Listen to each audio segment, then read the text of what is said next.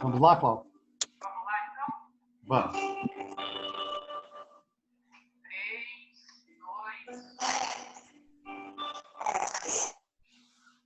3, 2. Estamos ao vivo agora. Estamos ao vivo agora com os médicos da escola. Cláudia, tem que abrir o Zoom. Não estamos te escutando no Zoom.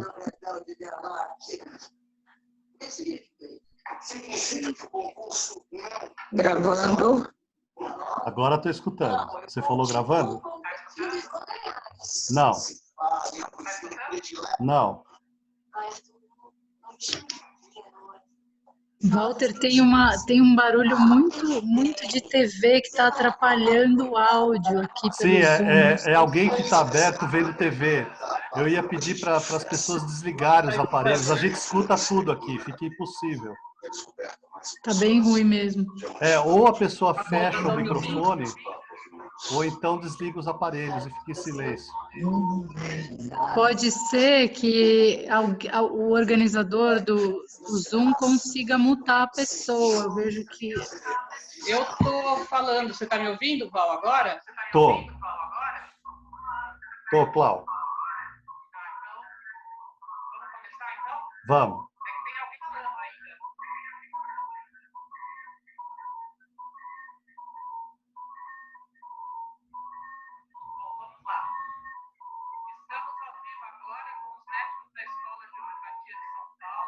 Não estou escutando no Zoom, Cláudio.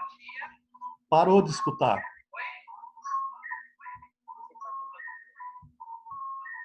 Liga o Zoom, você está muda no Zoom.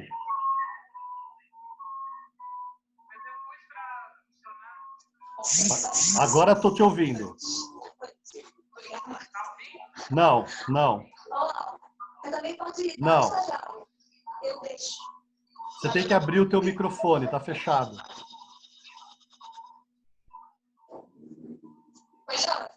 Oi, tudo bem?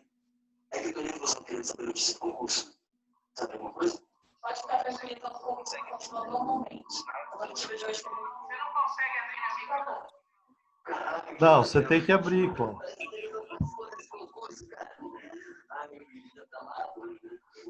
ó. E o acho que está ativando. Comigo no de semana. Não rola. Tá certo. Mas se você quiser aparecer, eu vou dar uma diferença. Então, valeu, beijo. Espera um pouquinho. Quer dizer que esse concurso vai continuar. Vai continuar, minha mãe. Agora, já vai ser totalmente. Vê agora. Ativou. Tá. Daí você desliga aí, por favor, quando terminar, tá bom? Podemos, então, posso começar? Sim. Então, vamos lá. Estamos ao vivo agora com os médicos da Escola de Homeopatia de São Paulo, que hoje organizaram um evento sobre homeopatia e que estão reunidos aqui para conversar sobre o tema o uso da homeopatia na prevenção e no tratamento da pandemia de Covid-19. Nós temos aqui presentes a doutora Kátia Aparecida Gonçalves Figueira, o doutor Paulo Sérgio Jordão Darush e o doutor Walter Sancanoa. Eu ia pedir agora, inicialmente, para que os palestrantes fizessem uma pequena apresentação, né? E eu gostaria de começar com a Kátia. Olá, boa noite. Pode, tudo bem? Dá para ouvir bem? Aqui para mim está bastante microfonia. Vocês estão ouvindo bem? Então? Por favor, peçam para desligar os microfones. Está muito ruído mesmo. O ruído, eu acho que é da replicação do Facebook de vocês que estão com os microfones abertos, palestrantes, e ouvindo no Facebook também. Eu acho que é essa interferência. Pode ser também. Mas também tem muitos microfones ligados. Tem que desligar os microfones. Vamos procurar desligar.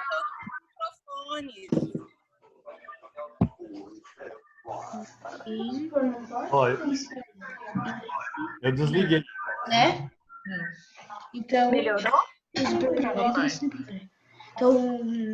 cada um custa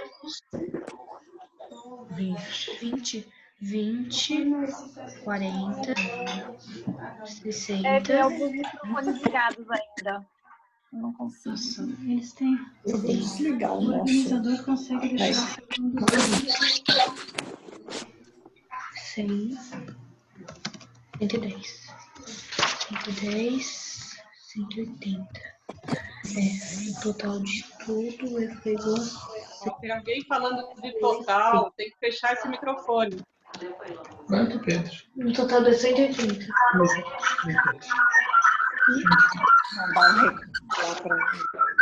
Acho que é melhor tirar algum. Ó, agora eu consegui fechar os microfones.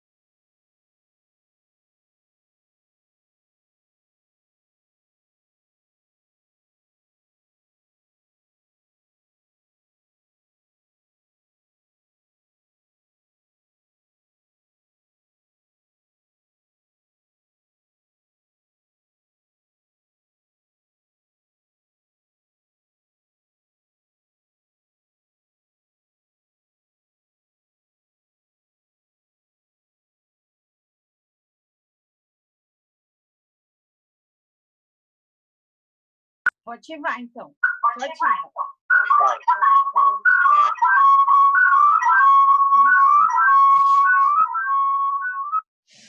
Pronto, desliguei um pouquinho o meu som do outro aplicativo. Acho que agora vai. Vocês estão ouvindo bem? Meu nome é Kátia, como a Cláudia falou, eu sou médica do trabalho também.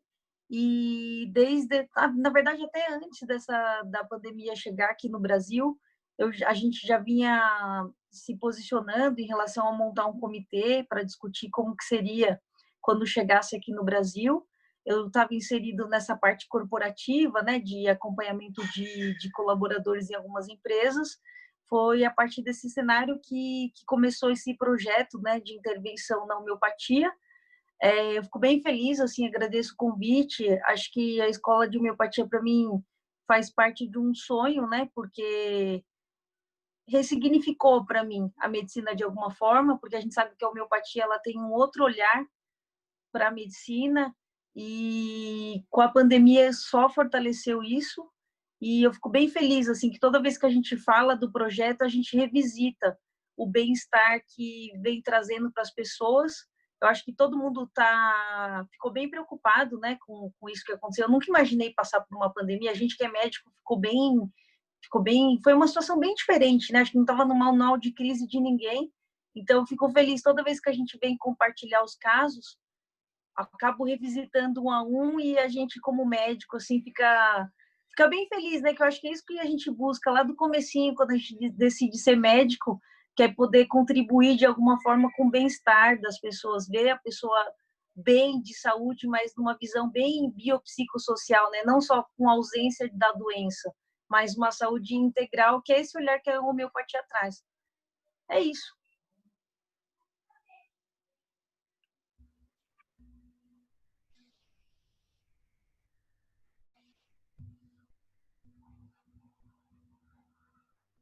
Podemos seguir agora com o Paulo, né?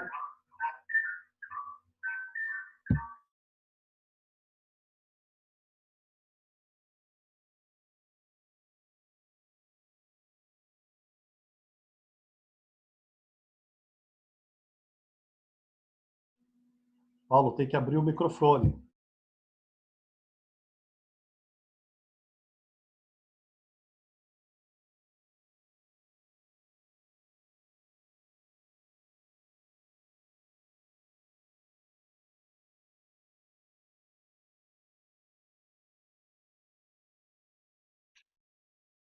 Olá, pessoal, boa noite. Tá me ouvindo? Todos me ouvindo? Joia. Bom, é um grande prazer estar aqui com vocês essa noite. Na verdade, é uma grande honra poder fazer parte dessa live para poder contar para vocês como tem sido a experiência que nós temos tido com o tratamento homeopático nessa Covid. Eu sou médico homeopata há mais de 20 anos e a gente enfrenta com o tratamento no dia a dia da clínica homeopática, ao longo de todo o tempo, nós enfrentamos diversas epidemias ao longo do ano.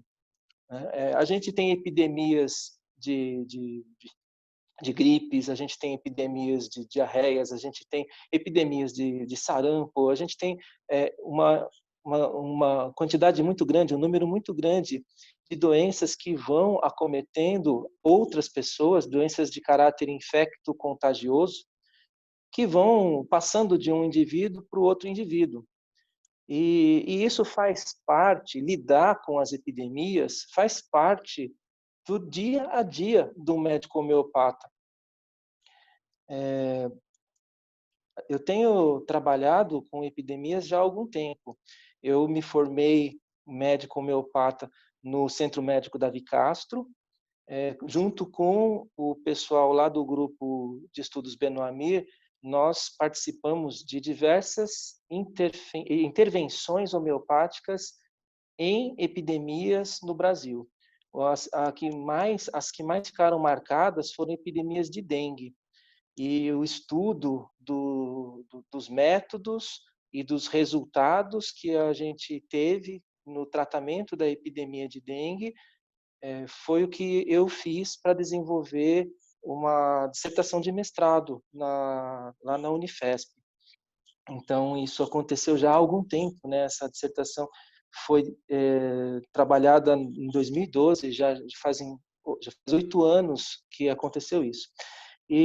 Mas ainda, tudo que a gente fez continua muito atual. Toda a forma como nós abordamos, como foi abordada, né, a epidemia daquela época, continua muito atual. E é interessante porque ela é tão atual que ela faz 200 anos que a homeopatia mais, né, e que a gente usa o mesmo método, porque nós utilizamos naquela época e agora também um método chamado gene epidêmico, que a gente vai falar um pouco mais para frente. Mas como agora eu já estou me alongando, né, vocês então estão aqui me conhecendo.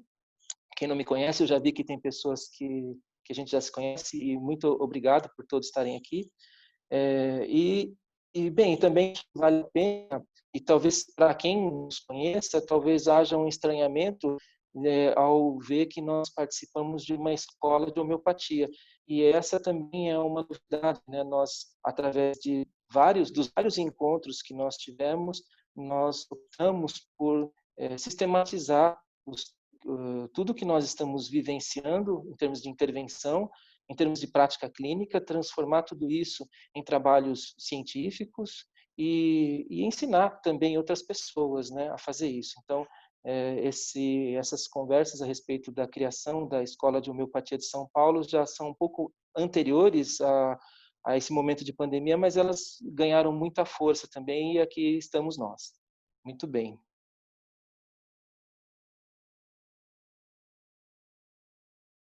Agora acho que devolvo a palavra para o Walter. Obrigado, Paulo. Boa noite a todos. É um prazer estar aqui com a Kátia e o Paulo, que estão me acompanhando, né? E somos companheiros aí na Escola de Homeopatia de São Paulo, e estamos buscando divulgar mais a homeopatia nesse momento. Por quê? O processo na homeopatia, ele é muito prático. O médico, quando a gente começou a entrar em contato com os casos e sabendo que poderiam ser COVID, mesmo a gente não tendo exames para comprovar, nós fomos colhendo informações e depois trocando informações, tanto dos sintomas que estavam aparecendo com essa doença, quanto dos medicamentos que a gente estava usando para tratar os pacientes. E em pouco tempo, nós conseguimos verificar um medicamento que parecia para todos muito semelhante aos quadros clínicos e também com uma possibilidade forte de tratar os casos, tanto iniciais quanto mais graves.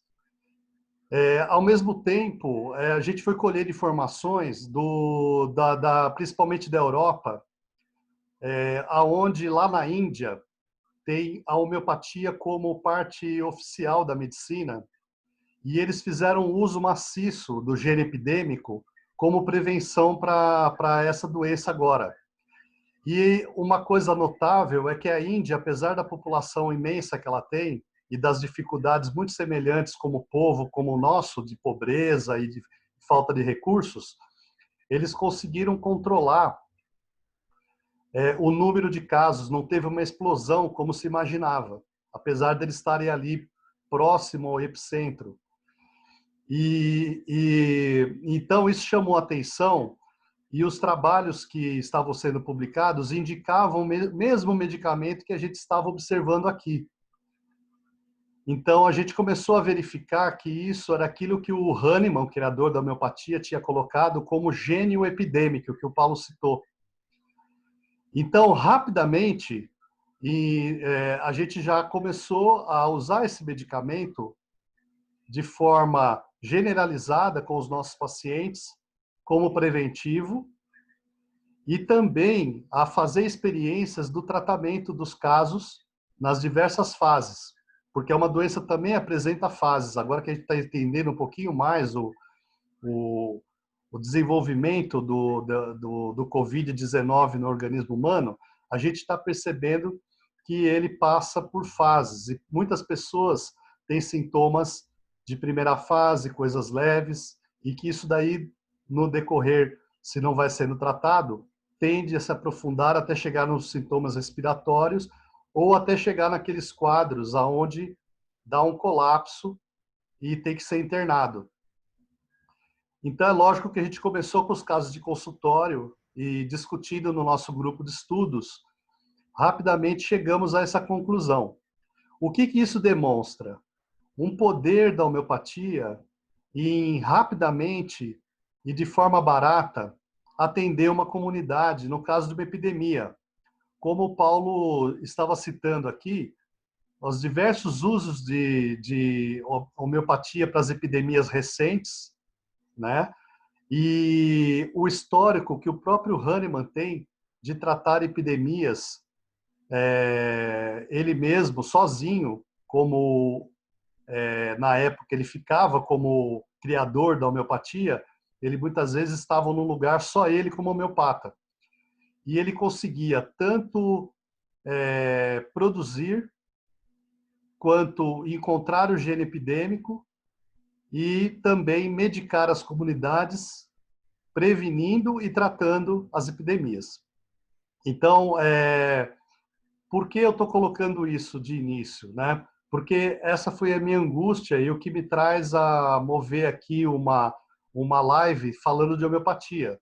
Porque, diante dos custos mundiais da saúde, diante de quanto se está investindo para produzir uma vacina, diante do quanto se gasta em equipamentos, em EPIs, né? E tudo coisas que estão sendo necessárias, né? Mas diante de todo esse gasto, essa mobilização, né, da medicina alopática, fica parecendo ridículo e infantil nós falarmos de homeopatia. E eu queria demonstrar que não é. Que é uma homeopatia. A homeopatia é uma medicina barata, eficaz, muito testada, que rapidamente chega numa possibilidade de tratamento a custo baixo e que poderia ser disseminada de forma muito rápida se houvesse o interesse. Eu acho que esse interesse não é um interesse que vem da classe médica, porque a classe médica ela sofre uma interferência muito grande das políticas e também da indústria farmacêutica. Mas a intenção de disseminar isso entre a população é porque, se isso for, como já é previsto no SUS, uma política de saúde, e a homeopatia já é oficial, já está no SUS e ela já tem um programa nacional, então nós poderíamos, com a ajuda popular, né, pressionar que o governo se interesse de saber o que é a homeopatia, já que ela tem esse instrumento que pode atuar tão prontamente. Então, a minha fala inicial, né, que é mais uma angústia, seria essa, né? E eu encontrei aqui eco com a Kátia e com o Paulo, justamente a partir dessa base prática de nós queremos atender os pacientes e, ao mesmo tempo, por exemplo, da ação na empresa ou ação no paciente no consultório, queremos prevenir os contactantes, no caso, os familiares e as pessoas que trabalham no mesmo grupo, como uma forma de auxílio às ações de saúde pública, né? Então, inicialmente, o que eu teria para colocar isso, e eu vou deixar já uma provocação aqui para a Kátia, para a gente ir fazendo um círculo aqui de conversa, né? Que é justamente ela contar um pouco dessa parte prática que ela pôde vivenciar e está vivenciando, né? De um acompanhamento que já não é mais um acompanhamento da doença Covid-19. É um acompanhamento de saúde de trabalhadores e pessoas que estão procurando atendimento homeopático. Então, vou pedir para a Kátia seguir.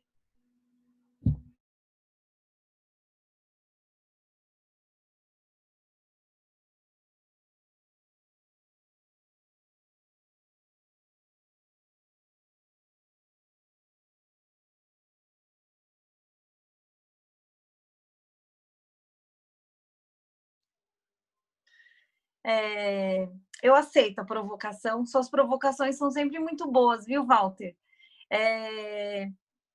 Até deixa a gente assim um pouco emocionado, né, o Walter, sua fala, porque a gente vê, né, a gente que é médico, a gente vê o sofrimento das pessoas, né, e assim, sempre, né, mas essa doença é uma doença, assim, é bem diferente. Eu sou nova, talvez, né, não tive o privilégio de viver essa vivência do Paulo, mas, assim, o que eu percebo, assim, que gerou todo um inconsciente coletivo de medo, mudou, de alguma forma, as pessoas, e isso acabou impactando, né? Eu costumo brincar, a gente fez uma live outro dia, eu sou médica do trabalho, né? E eu brinquei com uma colega que eu falei assim, que o médico do trabalho é o ministro da saúde da empresa, né?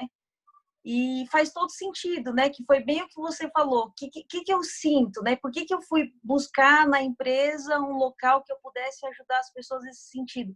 Porque ali é uma amostra, né? Da sociedade. São pessoas que você consegue ter perto e você consegue monitorar de perto como se fosse o ministro da saúde mesmo.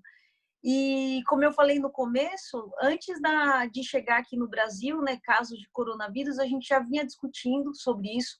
Eu tenho o privilégio de trabalhar numa empresa que tem bastante consonância assim, com as diretrizes técnicas, que me ouve, né, que dá esse olhar para a saúde e tem a saúde como algo estratégico dentro da organização. Eu falo isso porque é um privilégio. Eu sei que muita empresa acaba tendo o médico do trabalho ali, mas não tem esse olhar estratégico. Então, assim, eu agradeço por tudo, né? Até pelo posicionamento de estar nessa organização e ter esse espaço para trabalhar com homeopatia. Que, como você falou, né? O Paulo falou também, né? É uma medicina que tem 200 anos, é especialidade médica desde 1980, né? Desde 2006, inserido no SUS, e poucas pessoas têm o privilégio de ser tratado pela homeopatia. Porque a homeopatia, até no acolhimento, ela é diferenciada, né? Você vê que a consulta homeopática já tem um outro olhar para a pessoa. Ela olha para a pessoa como um todo, né? Ela não olha para a doença, ela olha para o doente. Então, assim, já é um outro olhar.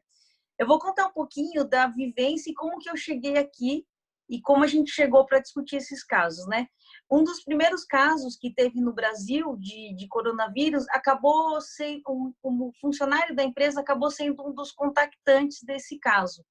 E foi uma festa que teve de casamento, enfim, aí tinha uma pessoa de uma empresa lá, e essa pessoa se contaminou, e era uma pessoa muito extrovertida, abraçava, beijava todo mundo, contaminou umas 40 pessoas ali naquela empresa. E uma das pessoas contaminadas era filho de um... Quem contaminou foi o pai, e o filho era colaborador da empresa que eu atuo.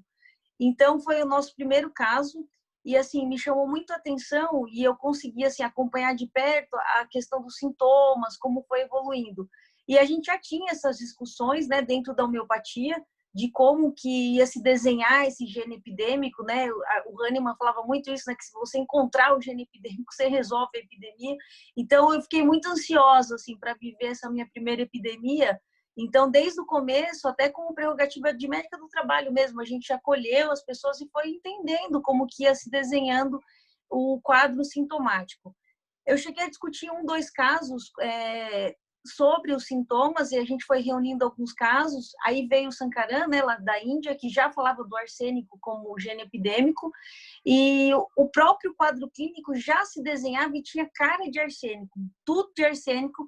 E aí eu comecei a fazer o tratamento desses colaboradores da empresa, e me chamou muita atenção o quanto aquilo, porque assim, na empresa a gente tem todo um olhar, né? Olhar para o ser humano, e tem um olhar de absenteísmo, como que aquela pessoa vai voltar a trabalhar, como ela vai voltar a trabalhar. Então, se sabia muito pouco, e eu ficava muito preocupada quando chegavam as receitas para mim de 6, 7 medicamentos. Eu falava, meu Deus, eu tenho que interferir nisso, até porque é prerrogativa minha, né, tratar os colaboradores da empresa e acompanhar. E foi ganhando corpo, né? Foi um funcionário, depois 2, depois foi fluindo. Eu tenho uma enfermeira que me ajuda, né, nesses acompanhamentos também, e que aí que foi ganhando corpo, que hoje a gente tem 300 pessoas que a gente acompanhou a nível ambulatorial. E o que mais me chamou a atenção era como a pessoa evoluía, porque eu acabava tendo como parâmetro o que falavam, né, de como as pessoas estavam evoluindo, e eu via que depois do arsênico, 2 ou 3 dias, a pessoa já estava com quase nenhum sintoma, de 8 a 9 dias já não tinha anosmia. Então, assim, quando ela chegava nos 14 dias completos, que a gente acaba fazendo esse isolamento, ela já não tinha sintoma algum. E é interessante porque a gente valoriza muito como a pessoa descreve, né? Como ela se sente, né? Porque a gente está olhando para ela de verdade. E essa sensação subjetiva, assim, de bem-estar, logo que entrava o arsênico, me chamou bastante atenção. E conta tudo ou conta aos pouquinhos? Continua. E esses casos foram os casos que a gente foi tratando a nível ambulatorial, essas 300 pessoas. Dessas 300, até hoje, a gente teve 2 casos de internação, e um dos casos de internação foi um dos primeiros casos que a gente teve na empresa, que a pessoa já internou, a gente pegou depois que ela já estava internada, entrou com arsênico, teve alta, não teve que ser entubado. E o outro caso foi o que mais me tocou, né? Você vê que, sim, foi um trabalho que ele foi nascendo, né? Não foi nada duplo cego, randomizado, separa quem toma, quem não toma. Na verdade, foi um acolhimento mesmo, foi uma forma que eu vi de poder ajudar, como médica e como médica da empresa também. E esse caso que veio a ser internado, eu dei uma bronca nele, porque a gente tem bastante proximidade assim, com os colaboradores, né? Então eu falei para ele, mas que estranho, que todo mundo melhora, menos você, o que está acontecendo? Me conta, me fala, você está tomando medicamento? Ele falou, não estou tomando. Eu falei, como assim você não está tomando? Não estou tomando porque eu não tenho dinheiro para comprar. Aí eu fiquei bem mexido, cara, e dá uma realidade, porque assim, a homeopatia a gente sabe que 7, 8 reais, até menos você consegue ter acesso, mas só que, assim, a referência não é essa para todo mundo. Aí eu fiquei bem mexida, assim, me deu um choque de realidade. Esse colaborador, ele foi internado no hospital de campanha, né? E ele ficou mal no começo, a gente conseguiu, ele teve alta quinta-feira, que a gente não conseguiu entrar com arsênico no hospital de campanha, infelizmente. Quinta-feira ele falou assim, Kátia, eu tô saindo do hospital da mesma forma que eu entrei. Eu falei, como assim? Com os mesmos sintomas. Quinta entrou com arsênico, sábado ele já estava 100%. E assim, não é descrição minha, não é o que eu acho, é o que a pessoa fala. Então é bem legal que é uma coisa que a gente olha mesmo para ele. E aí, o que mexeu assim comigo? Eu dividi com a gerente de RH da empresa, a gente até... Era 10 horas da noite, a gente conversou, falei, caramba, ele não comprou arsênico porque não tinha dinheiro. Ela falou, quanto custa isso? Vamos fazer uma vaquinha, vamos comprar. Eu falei, não, custa R$7. Ela falou, nossa. Então, assim, mobilizou assim, a empresa. Aí, no outro dia, eu liguei numa farmácia de manipulação, que eu já tinha alguns contatos, faz remedicamento para as meninas, né? E aí o pessoal falou, não, quantas doses você precisa? Eu falei, aí eu tinha conversado já com o Walter, né, Walter? E a gente tinha mapeado ali na empresa as pessoas que fossem mais carentes, que talvez por ser mais o grupo de risco no sentido de estar mais na comissão de frente, porque é uma empresa de serviço essencial, então o pessoal continuou trabalhando, construção civil, o pessoal de laboratório não parou. Então a gente mapeou ali a quantidade de pessoas que tinha mais o arsênico dele, que a gente fez questão de dar um para ele e dar para a família também. A gente já estava fazendo a homeoprofilaxia com os contactantes. Então, esse colaborador tinha uma irmã e uma mãe, uma senhorinha de 68 anos. Todo dia ela falava para mim, ora pelo meu filho. Aí eu falei, não, pode mandar o arsênico para ela também. A gente fez essas doações. E essas 400 doses, a gente mapeou esses colaboradores que ficam na linha de frente e a gente fez a homeoprofilaxia em todos. Foi bem interessante, assim, no dia da doação, a gente fotografou, né, para evidenciar, a gente deixou aberto para as pessoas que queriam, orientei. Fiz uma orientação básica ali do que era gene epidêmico, o que era homeopatia. Eu achei bem interessante, não sei se eu contei para os meninos, mas teve uma funcionária, eu sempre perguntava, né, quem conhece homeopatia, né, porque foi um bate-papo, nada assim acadêmico, bem para a gente bater papo. Ela falou assim, eu conheço sim, minha mãe trabalha na casa de uma moça que ela só toma esses negócios. Eu falei, nossa, que legal, o que você conhece? Ela falou, eu acho que é medicamento de rico, porque a moça que ela trabalha na casa é bem rica. Eu até achei engraçado, né? Porque você vê, as pessoas não têm conhecimento, né? Então, as pessoas não têm acesso, por mais que esteja ali no SUS, é o que o Walter falou, acho que é uma sensibilização mesmo, porque é uma medicina, é uma especialidade médica, está no SUS, o custo é baixo, é uma medicação segura, uma medicação eficaz, mas as pessoas não têm acesso. E aí, nesse dia, foi bem interessante que a gente fez, eu orientei para quem quis e todo mundo pegou. Perdão. E aí, dessas 400 pessoas que a gente fez a homeoprofilaxia, isso foi na data do dia 22/4, não sei se 22 ou 24, eu tenho anotado, e dessas 400 pessoas que a gente fez, 7 pessoas só evoluíram com sintomas. Então, assim, é bem interessante, é eficaz, dá resultado, a gente está vivenciando isso. Eu acho que mais do que acadêmico, que eu acho, a gente também acha importante publicar, ter informação em revista, mostrar, mas o mais importante é essa vivência clínica que a gente tem e sem interesse, tá, gente? Isso que é mais legal, assim, se fosse para começar o artigo falando de conflito de interesse, é zero, tá? Não tem interesse político, não tem interesse em dinheiro, é assim, é por ajudar mesmo, acho que é uma coisa bem, bem social mesmo. Eu acho que é isso que eu tinha para compartilhar, Walter. Contei tudo? Contou, Kátia, foi bem legal. Né? Falta ainda uma parte, mas a gente vai na continuidade, que falta a parte da intervenção mais dentro do hospital. Mas vamos ver o que o Paulo vai colocar agora. Espera aí, Paulo, que eu acho que eu tenho que te liberar de novo. Não sei se você consegue liberar teu microfone aí. Ó. Pronto, acho que liberou. Ok.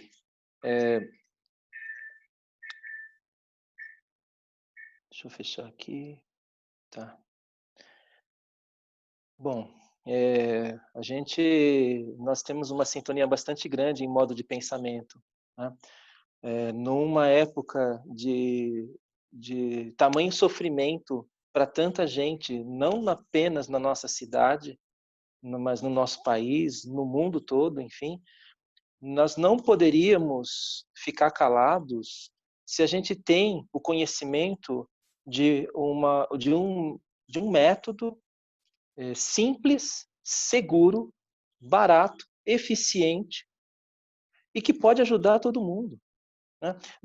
A Kátia, ela falou a respeito da gente fazer isso por amor, né? E não tem nenhum de nós aqui que não estejamos recebendo contatos o tempo todo. Às vezes as pessoas perguntam assim, ai gente, eu não aguento mais a quarentena. E vocês? Eu falei assim, que quarentena?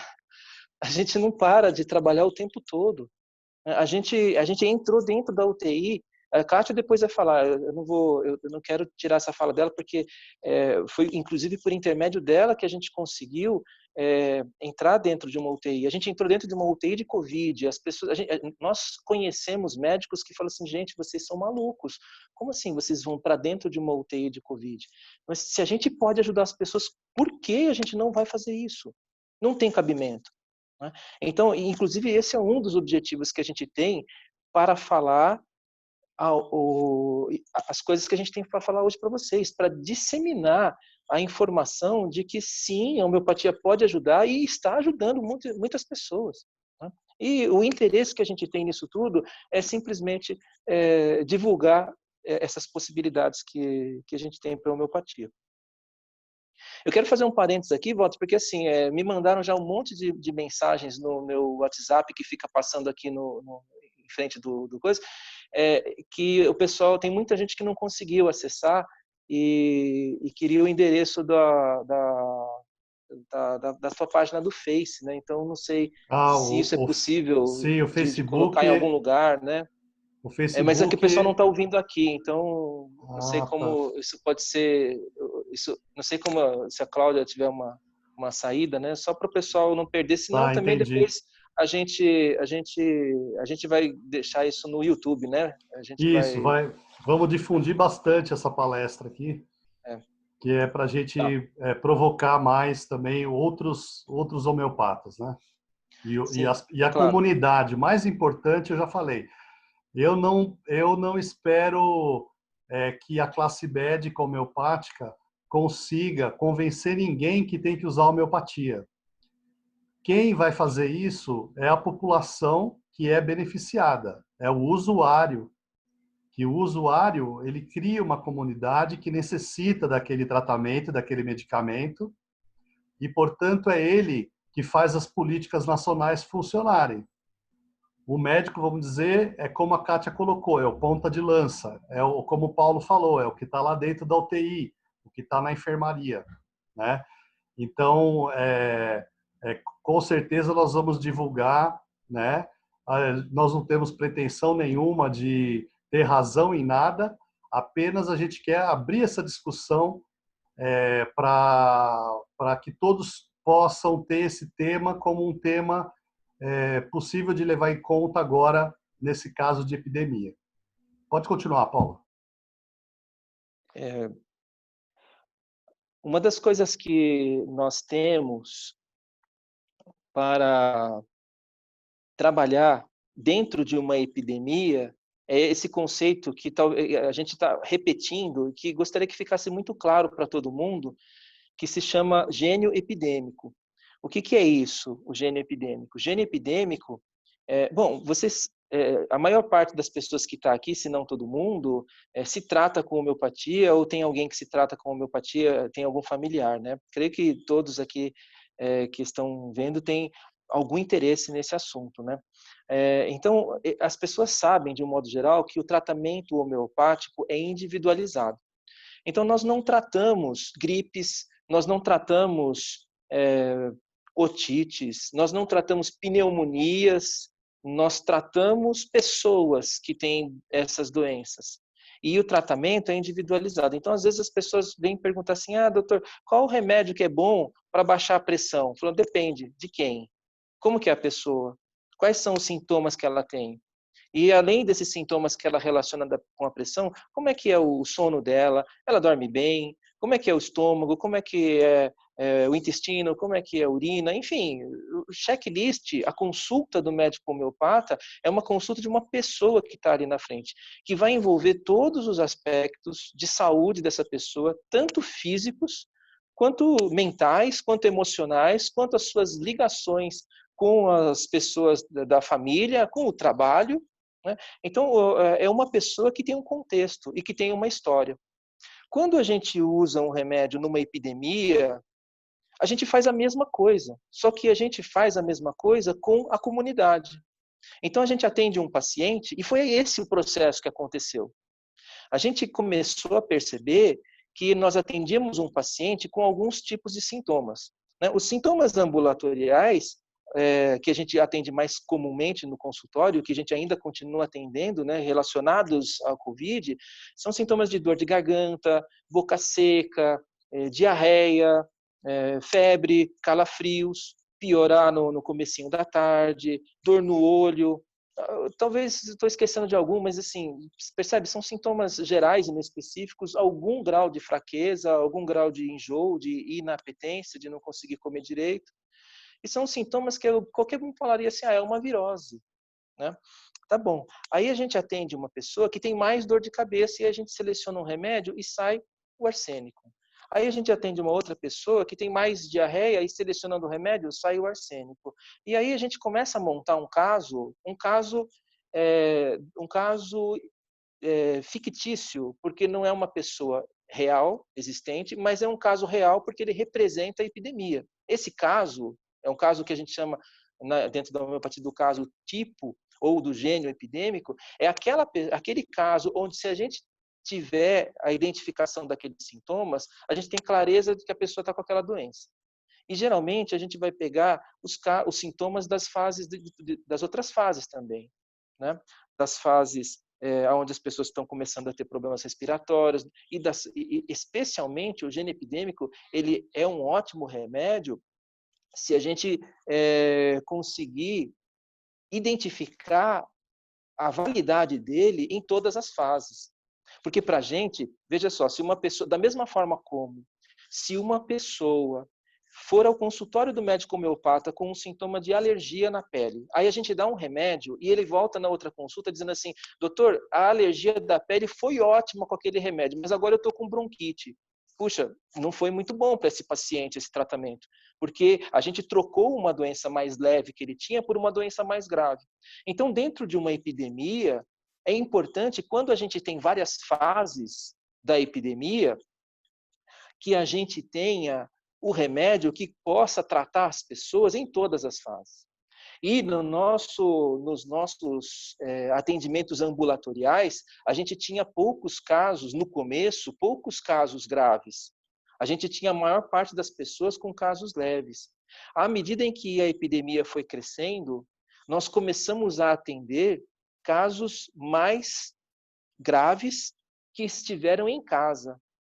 Então, nós temos a experiência de ter atendido pessoas com tomografia comprometida, com casos onde as pessoas deveriam estar internadas e por alguma razão não estiveram. Eu tenho casos, Walter tem casos, tenho certeza que mais para frente ele vai colocar também a respeito disso. E as pessoas, então, nós conseguimos entender melhor o funcionamento do medicamento, do arsênico álbum, nessas fases mais graves.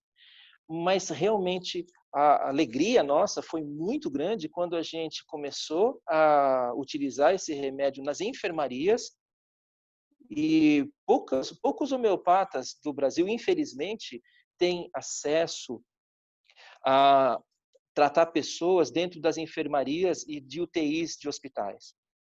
E nós conseguimos essa possibilidade. E a gente tratou e as coisas funcionaram muito bem. Então, nós tivemos a certeza de que esse medicamento é um medicamento que consegue agir em todas as fases.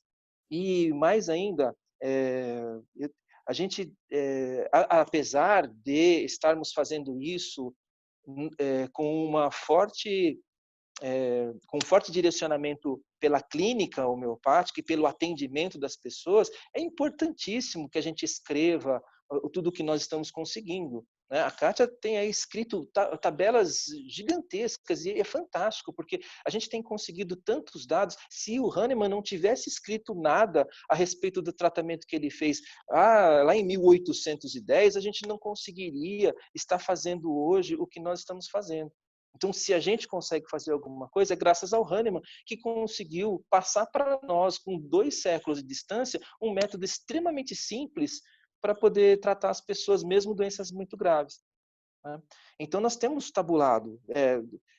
Depois, eu acho que a Kátia vai falar para vocês a estatística disso. Você quer que eu falo, Kátia? Tá, então eu falo. Nós estamos... Deixa eu fechar o som aqui, tá? Nós estamos tabulando. Então, ela citou para vocês, ó, no tratamento que ela fez na empresa, ela tratou 400 pessoas com arsênico albo. Desses 400, 7 pessoas ficaram doentes. Estatisticamente, isto é uma incidência de 1,75%. Então, quando você utiliza o arsênico albo em populações, e são populações que não são restritas, não é só um grupo de pessoas, tipo só jovens, são pessoas variadas, né? Se eu tiver errado, você me corrige, Kátia, mas são pessoas de 19 a 56 anos de idade, é isso, né?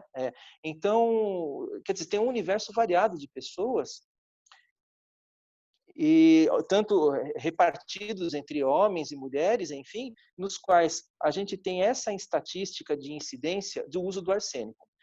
Bom, a empresa dela é maior do que 400. São 1.700 pessoas no total de empresa, de colaboradores da empresa dela. Então, dos 400 casos que tomaram arsênico, ficaram sem tomar o arsênico 1.300 casos. Desse universo de 1.300 casos que não foram tomados, que não se tomou o arsênico, aliás, eu estou falando uma coisa e eu esqueci de falar do que ele está... Bom, estou falando que ele está agindo como preventivo, né? Já vou dizer isso também do gene epidêmico. Mas, voltando, então, 1.300 pessoas não tomaram o arsênico. Desses 1.300, 300 ficaram doentes. Entenderam? Então, olha a diferença de estatística. 300 em 1.300 dá mais ou menos 23%. Compara. A pessoa tomou o medicamento arsênico albo e a chance dela ficar doente é menor do que 2%. A pessoa não tomou e a chance dela ficar doente é 23%. Então, isso é muito importante para a gente pensar, né? Isso é uma característica do remédio quando ele é o gênio epidêmico. Porque quando a epidemia chega em um lugar, e a gente prestou atenção nisso, porque lá na Índia, a epidemia, apesar de se chamar Covid, era a epidemia lá da Índia. A epidemia lá da Itália era a epidemia lá da Itália. E a epidemia do Brasil, e particularmente a epidemia aqui de São Paulo, é a epidemia aqui de São Paulo. Então, a gente prestou bastante atenção para ver se os sintomas batiam com os sintomas que nós estávamos vendo acontecer no resto do mundo. E o fato é que quando a gente chega no medicamento que é o gene epidêmico, quando você dá este medicamento para uma pessoa que está na epidemia, mas ainda não está doente, ele funciona como um protetor, porque ele está no meio da energia da epidemia, da energia de adoecimento da epidemia. E sim, primeiro nós ficamos doentes de uma forma energética. Em seguida, a alteração da energia vital faz com que a gente tenha sintomas físicos. Então, mesmo quando a gente não tem ainda desenvolvido sintomas físicos, a gente está no meio da epidemia, a gente tem já a nossa energia vital alterada pela energia da epidemia. Entendeu? Então, esse conceito de escolher o gene epidêmico e de fazer essas relações e fazer essas contas, sim, para saber se a gente está no caminho certo, né? De entender estatisticamente se a gente está enganado com algum processo, né? Que a gente não prestou atenção e que a gente não está sabendo, ou se realmente os dados confirmam as teorias que a gente tem a respeito desse assunto. Então, bom, eu acho que era isso que eu... Vamos continuar, né, Walter? Pega e vê para onde a gente vai agora. Sim, sim. Vamos complementar, porque a gente já vai indo na nossa conversa aqui para uma primeira hora, né, daqui a pouco. Então, eu queria também abrir um pouco para algum questionamento. Quem tiver alguma questão, alguma coisa, podia colocar no chat para a gente poder passar aqui para os palestrantes e ir um pouco matando alguma dúvida, né? O que eu queria complementar, né, já provocando a Kátia depois para contar das experiências no hospital, na UTI que a gente acabou tendo, é o caso particular, a importância de cada caso particular, como o Paulo estava colocando, para a gente certificar o uso dos princípios da homeopatia, que ele trabalha na individualidade, na totalidade dos sintomas, estimulando a vitalidade no sentido da saúde. Então, esse é o objetivo do homeopata, restituir o estado do paciente a estado de saúde. Para que esse objetivo? Para que ele, no seu estado de saúde, possa seguir a sua vida, nos seus mais altos desígnios. Então, nós também estamos de olho no acompanhamento. Eu quero que a Kátia comente, ela já está há 3 meses acompanhando algumas pessoas que tiveram Covid, e é muito importante porque nós não abandonamos o paciente, a gente continua acompanhando o estado de saúde. E uma coisa muito importante que eu quero alertar a todos é que o Hahnemann coloca para a gente um alerta. A nossa doença crônica, que é a nossa tendência de desenvolver as nossas potencialidades patológicas, ela recebe uma verdadeira chicotada quando a gente passa por um período desse de epidemia. Porque o ambiente todo fica alterado. No caso da pandemia, o mundo todo está alterado. A natureza do planeta está doente. A mente do planeta está doente. Ninguém tenha dúvida disso, que depois que passar a epidemia, nós vamos ter surtos, principalmente de explosão mental. Por isso que é muito importante a gente se manter num tratamento, principalmente depois que passar a epidemia. Porque as condições planetárias não são das melhores. Politicamente, nós estamos nos piores momentos da humanidade. E fora o risco atômico que está voltando, com os americanos saindo dos tratados e o clima de hostilidade, nós temos a destruição da natureza. A gente não sabe qual que vai chegar primeiro, né? Se é a destruição da natureza, se é a política, se é a bomba atômica ou se é o Covid ou outras epidemias, né? Então, vamos dizer que o planeta precisa de um novo rumo. E nós queremos humildemente começar como o caso que eu vou contar, que é um dos primeiros casos que a gente teve oportunidade de seguir, né? Que é um senhor de 71 anos, se eu não me engano, né? Cuja esposa pegou o Covid e foi internada. Enquanto ela estava internada, ele foi desenvolvendo sintomas da doença, né?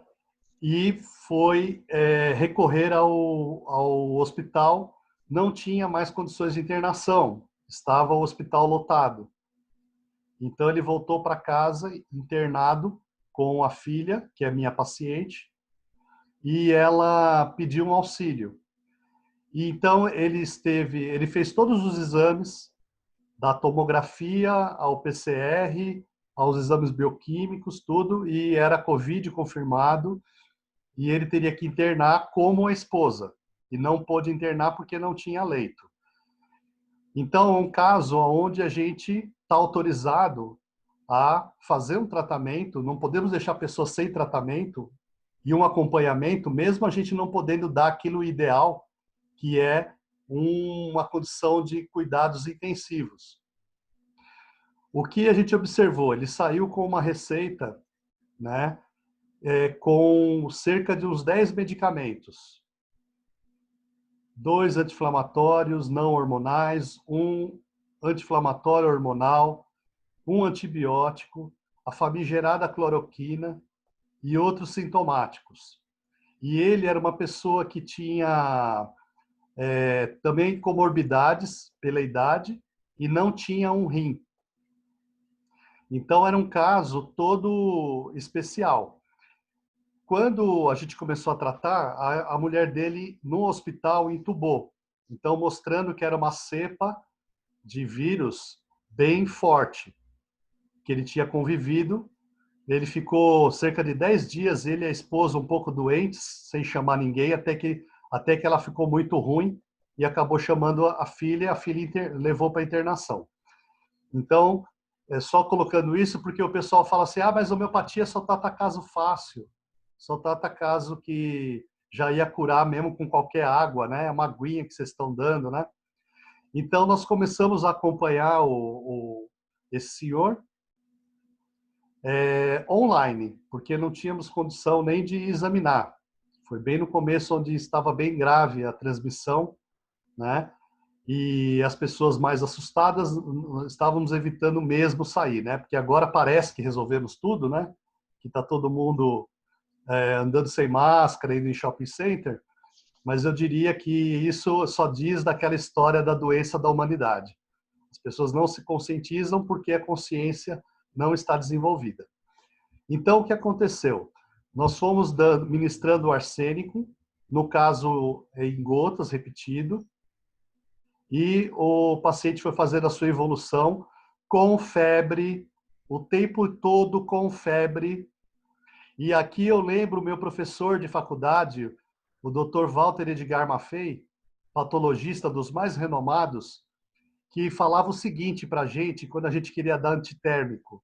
Ele falava assim, peça para a tua doença evoluir sem febre, e depois nós vamos conversar na sessão espírita.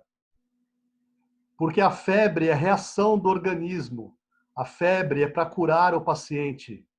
Não é um castigo de Deus. A febre é para curar o paciente. Então a gente foi administrando. Eu até deixei, como ele era uma pessoa de idade, deixei ele com a permissão de usar algum antitérmico se a febre subisse muito, mais do que 38,5. Mas, devido ao bem-estar dele, a filha não administrava o antitérmico. Então, ele foi evoluindo com a sua febre, o seu caso particular de Covid, com todas as comorbidades, se equilibrando. E após 2 semanas, ele começou a apresentar melhora e com 3 semanas estava curado, indo lá no meu consultório. E, infelizmente, a esposa dele, que foi entubada, veio a falecer no hospital, no mesmo período.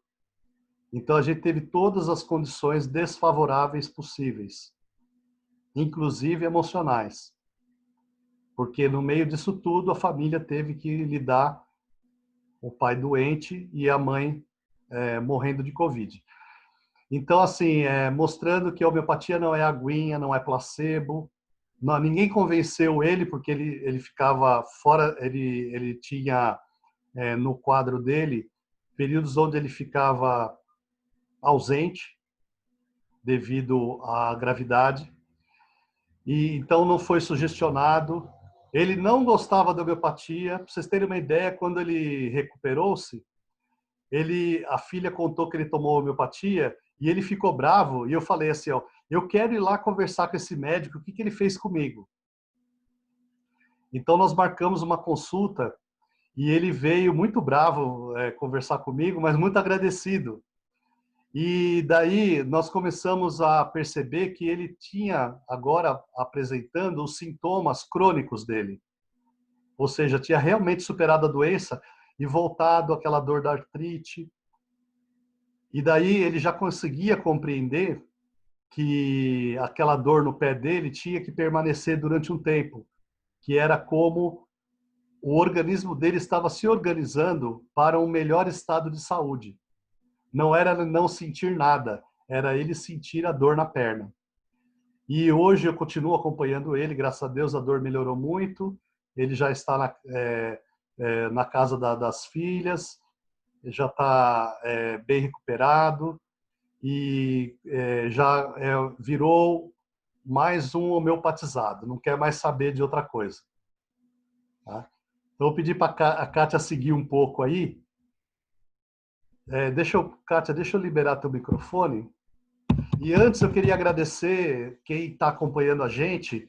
Estamos aqui com a sala lotada ainda, 100 pessoas. Tá? Pessoal brigando comigo no WhatsApp, porque tinha que ser um webinar, uma coisa maior, a gente não sabia, e a gente esperava umas 20 pessoas, estava excelente. Então, eu queria agradecer todo mundo que veio acompanhando até agora, né? E para a Kátia, eu já vou colocar também uma questãozinha aqui, eu estou pegando uma questão aleatória, tá? Tem uma pergunta aqui da Daphne. Se existe a possibilidade do vírus estar incubado há mais tempo, por exemplo, 30 dias, e vir a surgir sintomas após esse tempo. Então, a Kátia responde isso e depois continua a fala dela, tá? Deixa eu colocar aqui, Kátia.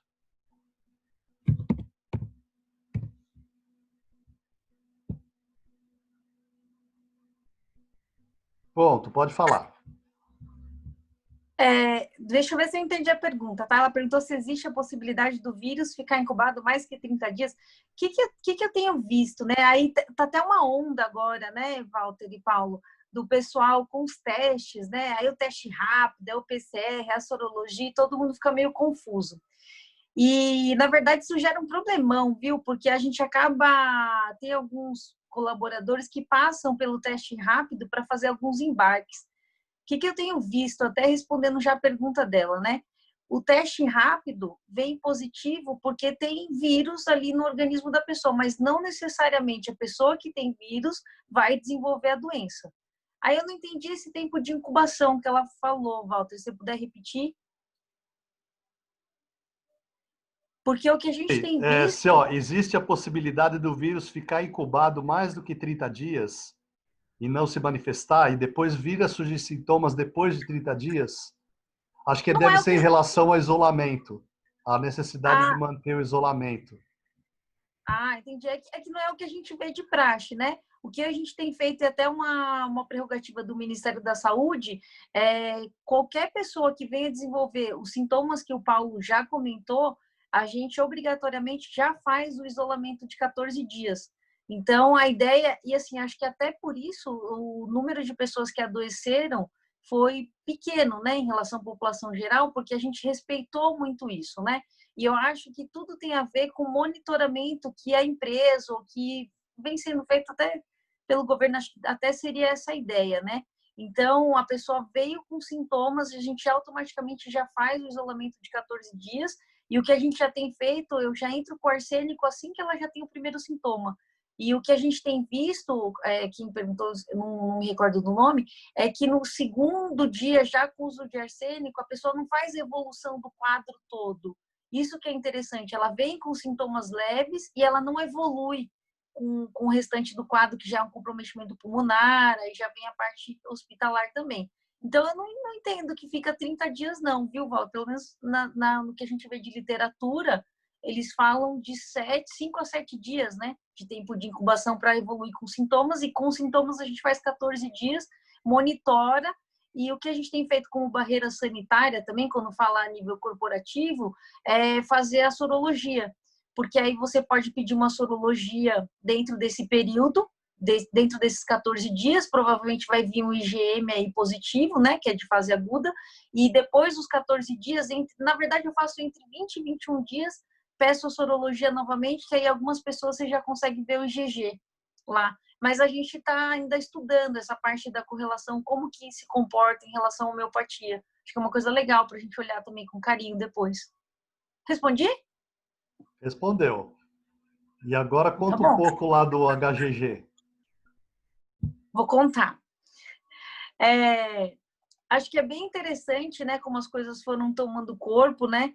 Como a gente falou lá no começo, esses números vieram porque a gente foi construindo, mas não foi nada que a gente quis fazer a hemoprofilaxia em alguns e não em outros. Na verdade, a gente fez porque a gente analisou os riscos mesmo, e a gente estava muito carente de olhar para alguns casos mais graves, né? Que a gente já tinha uma experiência boa a nível ambulatorial, precisava para a gente fechar, o que a gente já tinha quase certeza era olhar para esses pacientes que evoluíam mal. Nesse meio tempo, foi surgindo tudo ao mesmo tempo, tá? Faz bastante tempo que eu tô fora, assim, da assistência. Eu fiquei quase por 11 anos no meu hospital escola, na parte de enfermaria, de observação ali. Só que realmente me incomodava muito, porque a gente que tem um olhar mais homeopático é muito complicado. Você olhar aquelas prescrições gigantescas, você olhar corticodioterapia, é bem complicado e se não acredita, não faz sentido. Eu me afastei da área assistencial. Eu recebi uma proposta para gestão em saúde, eu fiz uma especialização em gestão em saúde, então o escopo era ir para esse local e cuidar de pessoas. Então, pessoas, quando eu falo da equipe médica, né? E eu fui com esse intuito, eu aceitei o desafio. Confesso que, assim, bem no fundo eu queria participar mais à frente, né? Que eu acho que, sei lá, como médico, eu espero nunca mais viver uma pandemia assim nesse nível. E eu queria ver o que estava acontecendo ali a nível hospitalar, a nível de UTI, queria entender como esse paciente evoluía, porque uma coisa é os colegas falarem, outra coisa é estar lá.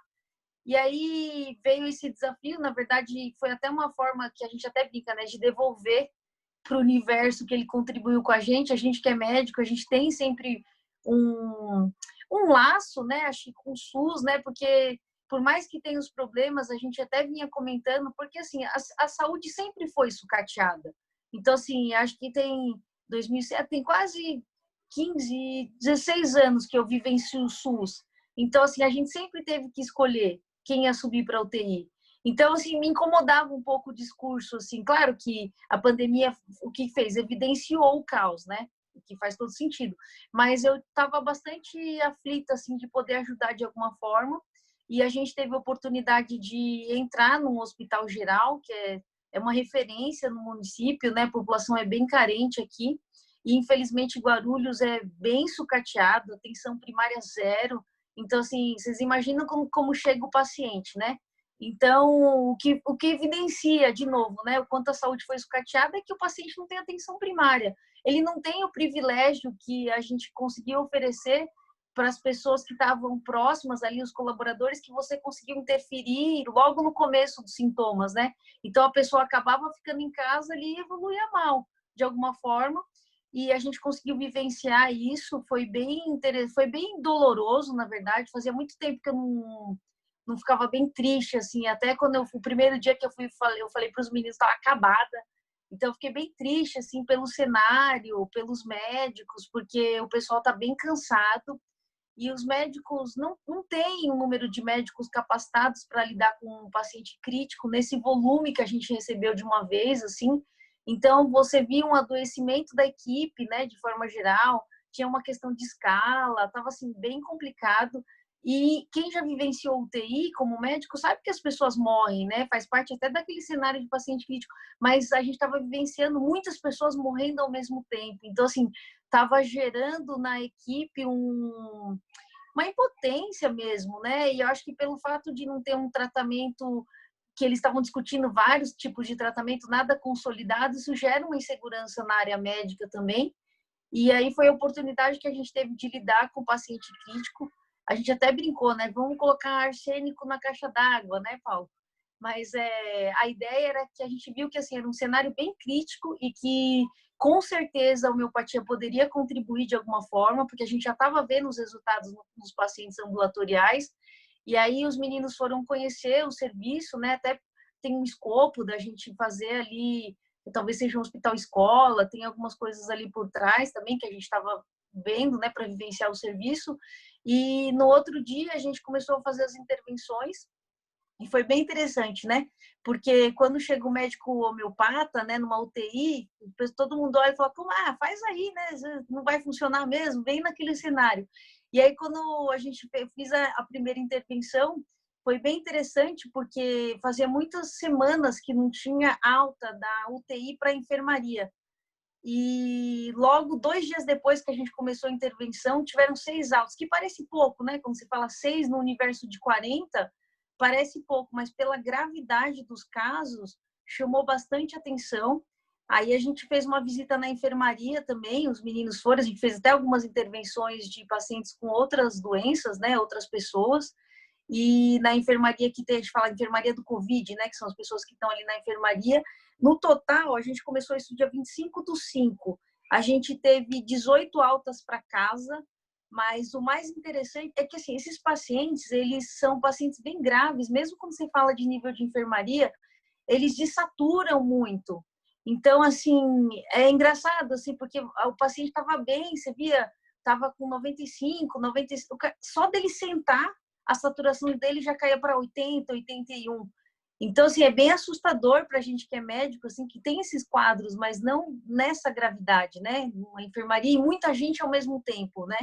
E foi interessante que com o arsênico a gente já fez logo uma parceria com a enfermagem, explicou como faria. A gente tinha as doações já, porque tem toda uma questão burocrática, né? Que é bem vergonhoso. Apesar da gente estar no SUS, parece que o SUS não se conecta ali e de alguma forma não faz para simplificar, né? Por mais que seja uma política do SUS meio preso, a gente conseguiu através de doações e a gente escreveu um projeto de intervenção para já ser entregue para a diretoria do hospital para formalizar de alguma forma, porque, pasmem, né? Gera um desconforto gigantesco. E, assim, é interessante porque a pessoa diminui o tempo de internação dela, a pessoa fica melhor, tem toda a questão de sequela, né, que o Walter fala bastante, que a gente nem sabe como a gente vai encontrar esses pacientes. A gente vê muito paciente jovem dialisando, paciente jovem com comprometimento pulmonar, assim, bem assustador. Então, é isso, assim, eu acho que a gente meio que mergulhou nisso com essa visão que os meninos falaram bastante de contribuir mesmo, porque gerou uma aflição, assim, todo mundo, e eu brinco, às vezes, até num grupo, tem um grupo que o pessoal fala, mas homeopatia, como assim, né? E se você olhar para histórias da homeopatia, ela é muito anterior à cloroquina, né? O pessoal tá, então faz cloroquina. Então... E assim, como pode? Existe a homeopatia que funciona, eficaz, barata, segura e ninguém fala. Então, assim, eu entendo não falar com uma omissão de socorro, sabe? Então, assim, eu acho que os homeopatas passaram da fase de provar que funciona. Funciona, ponto, está consolidado. O que a gente tem que fazer agora é levar a informação para o maior número de pessoas possíveis. Eu não consigo nem contar, eu comecei a anotar, mas depois eu parei de anotar que eu desisti. O número de pessoas que começaram a tomar arsênico. No começo a gente ia anotando, né? Porque um pede, outro pede, a gente fez uma distribuição.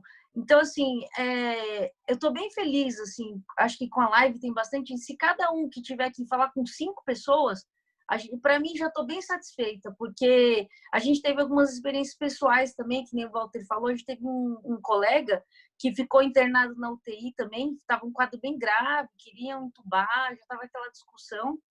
E foi bem difícil. No começo não queriam deixar entrar o arsênico na UTI. Aí eu falei pro colega, tá bom, não tem problema. Escreve aqui para mim que você não vai deixar entrar. Porque assim, como assim não vai deixar entrar, né? Não faz o menor sentido. E ele foi medicado, no outro dia ele teve alta, tá em casa, é um grande disseminador, tá homeopatizado, como o Walter falou.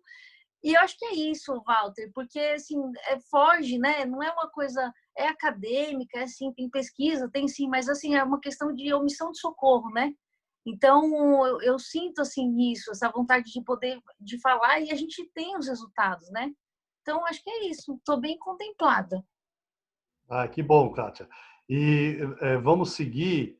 Eu vou deixar uma questão já para o Paulo aqui, que é a Tereza que formulou, só porque ele levantou a questão do gene epidêmico e ela falou: estou com dúvidas com relação ao gene epidêmico. O remédio trata a doença e não o doente? Então, ela quer saber um pouco sobre essa história do gene epidêmico, do homeoprofilático que nós estamos usando, né? E também falar aqui a Adriana Barros Vieira, que falou que perdeu uma parte do que eu falei, daí acabou a bateria, tal, mas que, para ficar tranquila, que depois a gente vai procurar colocar em vários meios aí, no próprio Face já vai ficar, mas também o YouTube, até no Instagram, vamos tentar difundir também para as pessoas poderem ver com calma, né? Tirar a dúvida com calma, tá? Então, Paulo, eu estou liberando aqui o teu microfone. Ok, muito bom. A pergunta é muito pertinente, porque como a gente falou, é bastante importante que todo mundo tenha esses conceitos bem claros, bem tranquilos, né? E eu digo que é bastante importante porque, olha, pasmem, mas existem médicos homeopatas que não sabem o que é gene epidêmico. Existem médicos homeopatas que não conseguem lidar com essa ferramenta da homeopatia. Então, eu vou explicar novamente. E funciona da seguinte maneira: quando a gente tem uma epidemia, a gente tem uma energia de adoecimento que é muito semelhante. Você veja, as pessoas perdem o olfato, por exemplo. Então, todo mundo já entendeu assim que um sinal bem típico de COVID é você não estar resfriado, você não tá com coriza, você não tá com o nariz entupido e de repente você para de sentir cheiro, como se desligasse a chavinha.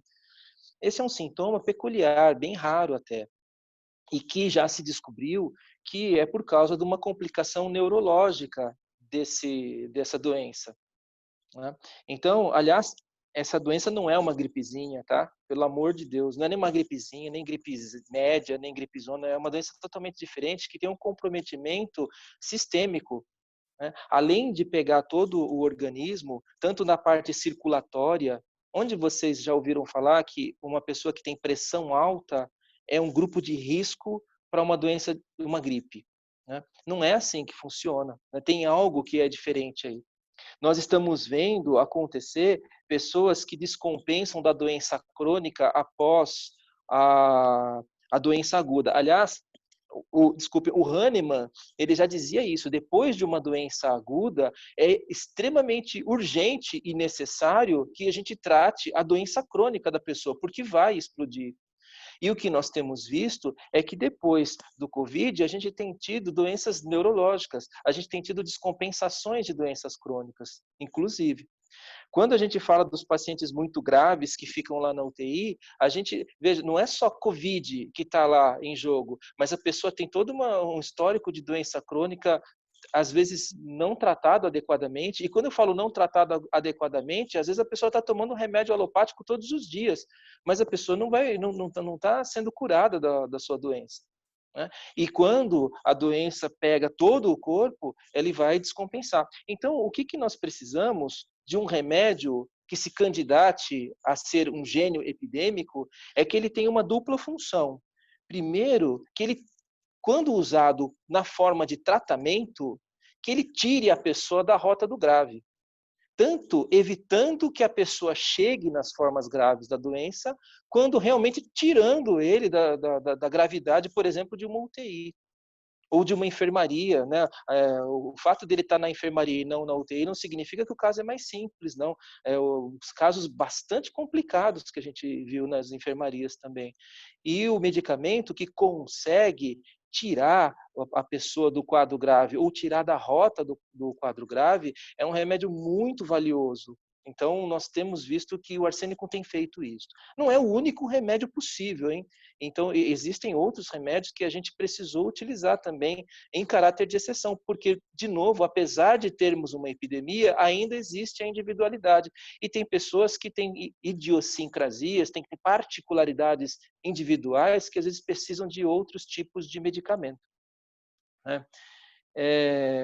E o outro braço, né, de proteção, que é o de proteção, né, outra função que o gênio epidêmico deve ter é que, no meio de uma epidemia, tirar a pessoa da rota de adoecimento, ou se ela ficar doente, que ela tenha a forma mais branda possível da doença e com um tempo mais curto possível de duração. Eu vi passando aqui algumas questões, acho que muitas questões das pessoas perguntando dose, né? A gente não pode indicar para todo mundo uma dose de uma forma indiscriminada, mas a gente pode dizer o que nós temos feito, né? Então, nós temos indicado a dose do arsênico álbum C30 uma vez por semana para as pessoas, na potência C30 uma vez por semana, mas também depende da individualização de cada caso. E tem muitos pacientes meus que estão tomando menos vezes do que isso, a cada 2 semanas ou a cada uma vez por mês. Mas cada paciente meu, cada paciente do Walter, cada caso que já está sendo acompanhado, a gente conhece o histórico da pessoa, conhece a família toda. Agora, a pessoa que está no meio da UTI, no meio da pandemia, funcionários do hospital, a área de saúde, estão em contato com carga viral o tempo todo, não tenha dúvida alguma, C30 uma vez por semana e às vezes a gente vai precisar tratar essa pessoa se ela adoecer e com certeza a gente vai utilizar. O tratamento de uma pessoa que fica doente, aí já vai depender de como a pessoa ficou doente. Nós temos tratado com a potência C6 ou também com a potência C30. Então, e uma coisa que para mim também foi embora uma modificação, né? A gente, na maior parte de todos esses anos que eu tenho de homeopata, os tratamentos que nós fizemos em quadros agudos foi com a potência C6 ou CH6. Tirando os casos em que a pessoa não tinha essa potência, tinha outra potência qualquer, então a gente utilizava outras potências altas, C30, C200 ou 50 milesimal, dependendo da que a pessoa tivesse. Mas a experiência que eu tive na minha formação de médico homeopata, no tratamento de urgências em homeopatia, foi de usar potências mais baixas. E nessa epidemia, isso também, essa minha rigidez, né, de não usar dessa maneira, também caiu por terra, porque muitos pacientes que não estavam indo bem no tratamento com a potência C6 foram muito bem depois com a potência C30. Pacientes até muito graves, né, pacientes com comprometimento, com necessidade de ficar internados, mas estavam em casa, né? Então, eu acho que, com relação à higiene epidêmica, se ficou alguma dúvida, né? Então, me diz. Mas, de novo, nós não estamos tratando a doença. Nós estamos tratando a epidemia e as pessoas que estão sujeitas à epidemia. Ou seja, a forma desta coletividade ficar doente. Porque a coletividade, ela se comporta como um indivíduo, quando todo mundo fica doente mais ou menos do mesmo jeito. Entende? Então, tirando as pessoas que são as exceções, as pessoas que ficam doentes mais ou menos do mesmo jeito, elas se comportam com uma doença à moda da pandemia de Covid atual, nos tempos atuais. Então, a gente trata a comunidade. Essa é a única maneira que a homeopatia tem para tratar coletividades sem a individualização de cada caso, e mesmo assim tem as exceções, né? É isso. Paulo, eu queria te fazer ainda uma pergunta. Queria fazer uma colocação aqui. A Marisa Gerardo, ela perguntou se vocês já tiveram algum caso ou conhecimento de alguém que teve recaída. Tá. Olha, esse também é um assunto que a gente não conhece. A gente não sabe. Eu não tenho nenhum conhecimento de casos que tenham recaída. Existem situações, e o próprio Hahnemann já dizia isso, que quando a pessoa está submetida a duas doenças diferentes,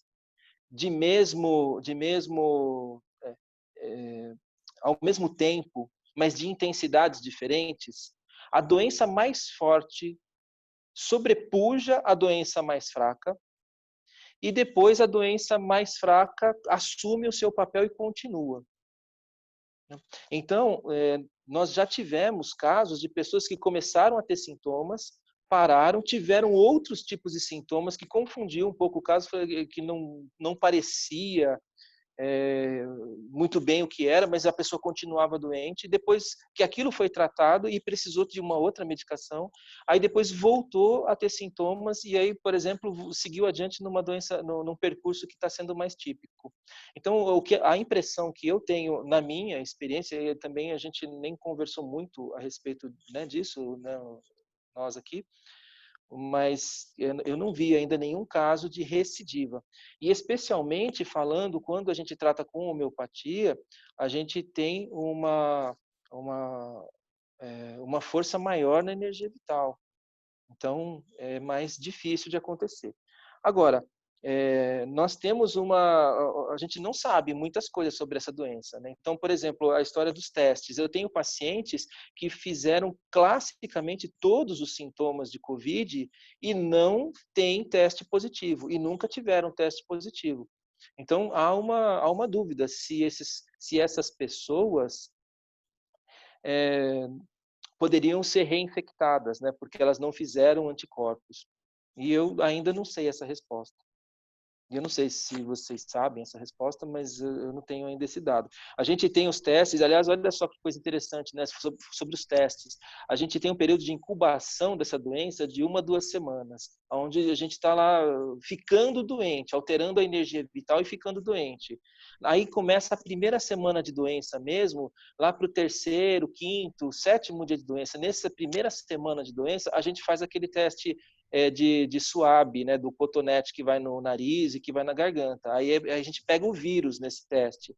Aí depois disso, teoricamente, depois de 14 dias a 21 dias, ou 28 dias, quer dizer, da segunda até a quarta semana, a gente teria um aumento de IgM, que é uma imunoglobulina que a gente começa a fazer anticorpo contra aquela doença. Então, todo mundo que fica num quadro agudo faz a IgM da doença que estiver no quadro agudo. E depois de um mês, a gente começa a fazer IgG, que é aquele anticorpo que fica de resistência da pessoa.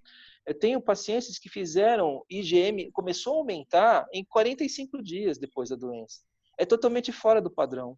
Então, eu não tenho ainda essa resposta, não encontrei ainda, né? Eu encontrei, sim, muitos artigos falando sobre as dúvidas e as angústias de todos a demora, né, para fazer o que eles chamam de viragem sorológica, né? Sim, eu também também não tive, não tenho como falar dessa pergunta, não tive nenhum caso que eu observei de recidiva, né? Mas é uma coisa que permanece aberta. Eu vou abrir um pouquinho aqui para a Kátia, para ela também falar sobre isso, se ela encontrou alguma coisa. Peraí. Agora foi. Eu vou muito na linha do que o Paulo falou. A gente até encontra pessoas que começa com cara de Covid, muda um pouquinho ali o cenário e depois volta com cara de Covid. Mas desses casos, assim, também não tive experiência. O que eu reparei, e aí os meninos podem explicar um pouquinho mais, é que depois que tem a cura do coronavírus, que a pessoa não tem mais sintoma, ela descompensa algumas doenças de base. Então, eu tive 2 casos que um descompensou a hipertensão, e um descompensou a diabetes. Então, isso que eu trago assim de diferente que eu vi, mas que tem muita explicação aí dentro da homeopatia, mas de casos que tiveram quadro e voltaram, eu também não vi nenhum caso até agora, não. Sim, esse retorno, como o Paulo estava colocando, esse retorno passado o quadro agudo, o retorno do crônico, ou às vezes até a explosão de doenças que pareciam estar quietas. Então, daquela reumatismo que eu não ouvia falar mais e de repente ele aparece, na enxaqueca, e principalmente todo e qualquer quadro mental. A gente tem que ficar muito alerta. Uma que só pelo processo de 90 dias, essa semana a gente estava passando por 90 dias da quarentena. É um processo que ninguém aguenta. Então, todo mundo, de alguma forma, teve que sair, teve que encontrar um jeitinho, teve que se comunicar. E isso provoca uma pressão interna muito grande, psicológica. Então, a gente tem que se preparar afetivamente, e ninguém está muito bem preparado afetivamente, nunca. A gente nunca sabe, né, como aquilo vai pegar, porque é uma doença que tem como um dos principais sintomas o medo. Então, é como se capitaneasse todo o medo e a gente ficasse com medo de morrer. Então, você vê as pessoas na rua, algumas sem máscara ou com máscara no queixo, como se ela estivesse desafiando a doença, mas se você chega perto dela, é só olhar no olho e ver o que acontece. A pessoa tem medo, desvia, atravessa a rua. Ninguém está tranquilo, né? Não tem como estar tranquilo nesse planeta que vivemos, a menos que a pessoa esteja totalmente alienada. Então, o que eu aconselho é, primeiro, seguir medidas de higiene mais rígidas. A gente vai ter que aprender a tomar banho todo dia, a lavar a mão, a cuidar com quem você vai encontrar, se vai apertar a mão ou não, né? Vamos ter que ter princípios de educação que estavam sendo abandonados, né? De respeito com o outro, para não evitar aglomeração. Nós vamos ter que reaprender um trato social para a gente poder, depois, na flexibilização, ir retomando. Mas uma coisa tem que ser dita, a flexibilização só pode acontecer no momento onde diminuírem os casos. Agora nós estamos no momento de batendo recordes de casos. Então, voltar para shopping center é um absurdo. Voltar a trabalhar normalmente é um absurdo. Ficar circulando na rua agora é um absurdo, né? O nosso presidente, ele já tem um protesto contra ele lá em Haia, lá na Europa, como genocida, porque ele não está sabendo cuidar do povo. Então, infelizmente, a gente está numa situação muito ruim, nós não temos ministro da Saúde. No meio de uma pandemia, nós trocamos 2 vezes de nome e agora tem lá uma equipe militar sem nenhum médico e sem nenhum conhecimento técnico do SUS. Se há alguma coisa para a gente escutar, é o SUS, porque o SUS faz o atendimento em todos os níveis, mas principalmente no atendimento primário. É ele que cuida da população, é ele que cuida da saúde do brasileiro. Então, para nossa sorte, nós ainda temos o SUS funcionando. Para nossa sorte, porque o restante todo não dá resposta a nível de população. Então, o primeiro aconselhamento meu seria de higiene. E se a gente tem alguma dúvida, buscar um aconselhamento médico, né? Então, aqui é muito bom que a gente pode falar do que a gente está fazendo, do arsênio com álbum CH30, de como a gente está fazendo, mas o ideal é que, e vocês não podem entender isso como uma prescrição, né? A menos que vocês estejam participando de um processo de difusão junto a um médico. Então, eu individualmente, ou a Kátia, ou o Paulo, nós podemos indicar e podemos prescrever, mas é uma má prática a gente difundir sem saber. Uma outra coisa é a gente, como comunidade, exigir que se abram protocolos ou que se façam campanhas. Existe uma farmácia homeopática do Estado, em Pinheiros, que poderia fornecer e que fornece medicamentos de forma gratuita. Só precisa de uma prescrição médica. Então, a gente poderia ter ações comunitárias. Então, se você tiver uma pequena comunidade que você quer contactar um médico e pedir uma orientação, isso serve. Porque nós vamos usar, como o Paulo falou, nós não vamos tratar Covid. Nós vamos tratar a comunidade como um organismo único, social. Né? Ou então buscar individualmente para sua família uma orientação. Né? Então, isso é muito delicado porque alguns grupos saíram apressadamente falando de medicamentos, 3, 4 medicamentos homeopáticos para a pessoa buscar na farmácia e tomar por conta própria. Isso não é uma boa prática, né? É diferente da gente ter um respaldo, certo, do sistema de saúde ou de um médico por trás. Porque as exceções acontecem, as individualidades se manifestam mesmo na pressão epidêmica de forma individual. Então, pode ocorrer casos onde a gente precisa de um auxílio, de um olhar mais preciso. Né? Em linhas gerais, nós podemos difundir, mas não podemos prescrever, a menos que você seja um médico. Então, eu queria fazer como agora já estamos indo aí para a parte final da reunião, e eu vou colocar aqui, abrir então a palavra para a Kátia novamente, e também um pouco buscando já umas considerações finais, assim, para a gente poder ir encerrando, né? E também aquilo que te toca, viu, Kátia? Aquilo que te toca mais fundo no coração, aquilo que você acha que tem que ficar mais enfatizado, né? E agradecer novamente, continuamos em 100 participantes, agradecer todos que estão aqui heroicamente, certo? Hoje nós disputamos com o filme Bacurau, que eu aconselho todo mundo ver, nós disputamos com o Jornal Nacional do Queiroz. Aqui, enquanto a gente falava, teve um panelaço contra o Dito Cujo, e eu não pude participar. Então, a gente disputou com muita muita coisa interessante e 100 pessoas, a gente está muito contente. Pode seguir, Kátia. Acho que é só agradecer mesmo, viu, Walter? Eu tô muito feliz, assim, mesmo com todo o cenário. Acho que é muito o que você falou, essas medidas de precaução. Eu acho que a gente vai ter todo um olhar agora, né?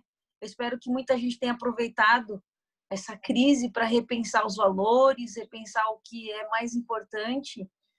E eu estou bem feliz, assim, de alguma forma ter contribuído, né, para pouco ou muitas pessoas, mas acho que é gratidão, acho que isso que tem que ficar. Agradecer todo mundo que tem interesse. Eu sou apaixonada pela homeopatia, acho que desde que nasci. Então, até quando você falou, uma vez a gente teve uma reunião, você falou da dipirona, eu falei, caramba, nunca tomei esse negócio. Então, é bem legal, assim, então é legal você fazer o que você sente no coração e acreditar nessa medicina, né? Tô aqui com a Zayla, ó, ela sempre participa das lives no final. Ela já sabe quantos anos, mas a Zayla é homeopatizada desde que nasceu. Nunca tomou alopatia, eu falo com bastante orgulho, porque eu sei que ela vai ser uma pessoa diferenciada, acho que até no jeito de ser tratada, né? A pediatra dela é uma ótima médica também, homeopata. Já passei uns bocados aqui com a Zayla, viu? Já fui uma vez para um socorro e ela estava com uma febre bem alta e o colega não sabia que eu era médica também, ele queria dar dipirona para ela. Eu falei, não, minha filha toma homeopatia. Aí ele falou, mas você vai assinar que ela não vai tomar? Estava com 39,9 de febre. Eu falei, não, fica tranquilo, vou dar a gotinha aqui de Belladonna e ela vai ficar bem. 15 minutos depois estava sem febre, aí o colega queria saber qual era o segredo. Falei, não tem segredo não, é um outro olhar da medicina, espero que um dia que você conheça. Tá aqui, grandona, saudável, mama até hoje. Então, é gratidão, viu, Walter? Acho que é isso. E que eu puder ajudar aí nas comunidades grandes ou pequenas, eu acho que nosso papel é esse. Eu fiz medicina para isso, na verdade, para ajudar de alguma forma. E Deus tem abençoado aí a gente e trazido coisas para a gente fazer, para poder ajudar. Eu estou bem feliz. E feliz por ter encontrado vocês dois. Eu que agradeço a tua participação também, né? Aqui, uma chamada que a gente fez aqui através do Instituto Verde, mas focando muito em cima da criação da Escola de Homeopatia de São Paulo, que é um projeto onde a Kátia, o Paulo e eu estamos envolvidos aí até o último fio de cabelo que resta. Né? E essa forma da homeopatia encantar a gente é porque ela traz os benefícios de forma muito clara e muito simples. Né? Então, vou pedir aqui que o Paulo siga também nas suas considerações finais.